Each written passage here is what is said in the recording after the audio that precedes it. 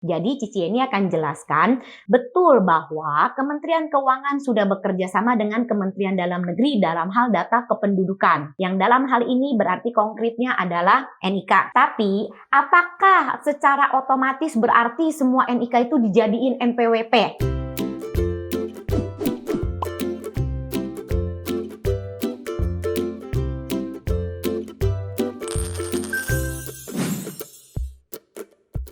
Hai Tax Lovers, welcome back to YouTube channel Cici Yeni. Di video kali ini, Cici Yeni akan menjelaskan tentang berita yang betul-betul lagi hot banget nih, yaitu apa?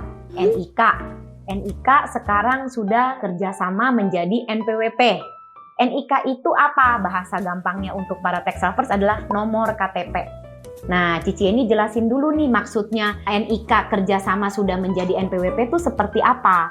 Jadi, secara Kementerian Keuangan dalam hal ini melalui Direktorat Jenderal Pajak itu sudah bekerja sama dengan Kementerian Dalam Negeri melalui Direktorat Jenderal Kependudukan dan Catatan Sipil. Artinya apa? Artinya data NIK itu sudah menjadi dasar untuk NPWP. Tapi nanti dulu, jangan lalu semuanya jadi cemas, panik, ya kan? Nggak perlu panik. Jadi Cici ini akan jelaskan betul bahwa Kementerian Keuangan sudah bekerja sama dengan Kementerian Dalam Negeri dalam hal data kependudukan. Yang dalam hal ini berarti konkretnya adalah NIK. Tapi apakah secara otomatis berarti semua NIK itu dijadiin NPWP? Untuk secara otomatis NIK dijadiin NPWP tentunya itu ada prosesnya. Punya NPWP tentunya itu ada dua hal yang harus diperhatikan.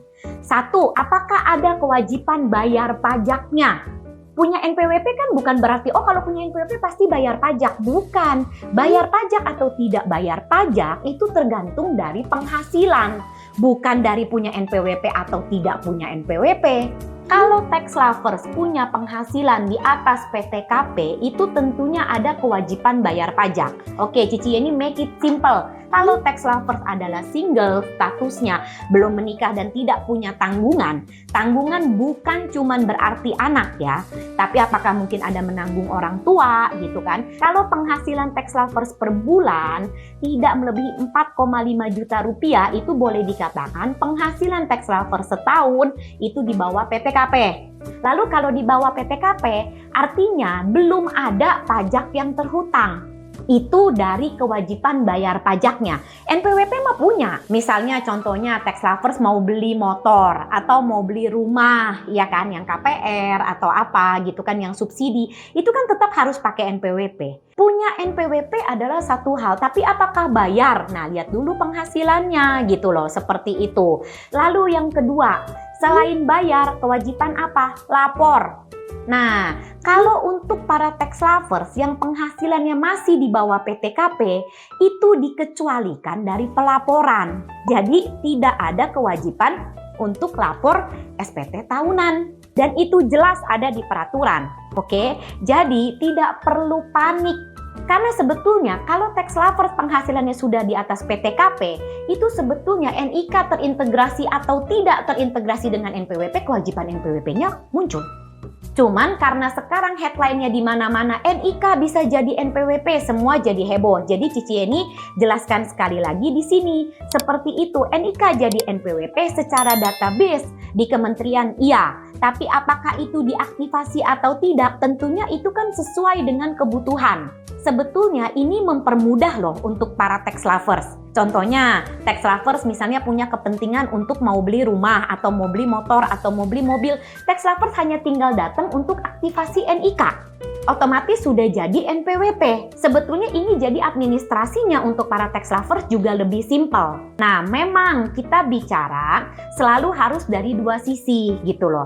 Itu untuk kepentingan kita, tentunya itu jadi lebih simpel. Tentunya dari kepentingan negara, ini secara administrasi juga jadi lebih rapi. Artinya apa? Kalau terlihat bahwa penghasilan Tax Lovers harusnya sudah melebihi PTKP, itu otomatis DJP juga akan tahu. Jadi NIK itu juga bisa diaktifasi oleh DJP.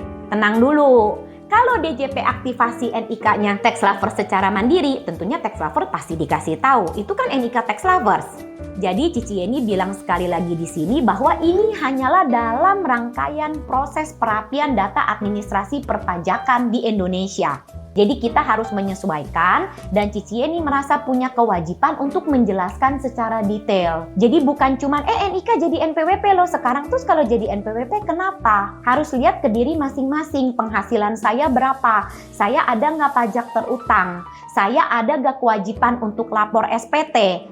Jangan selalu berpikir bahwa oh ini nanti ribet nih, nanti administrasi ribet, saya nggak paham.